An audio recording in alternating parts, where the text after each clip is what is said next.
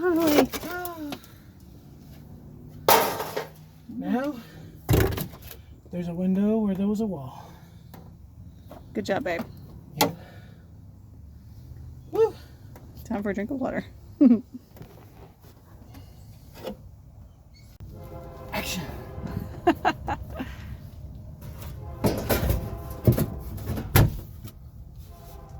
That's basically going to be the gist of it right up there. Have to trim this piece a little bit more, or this piece a little bit more.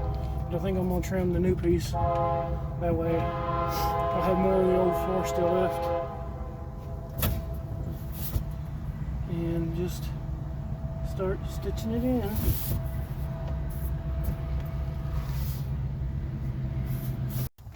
Well, y'all, that's the second installment of the Jeep video done and finished.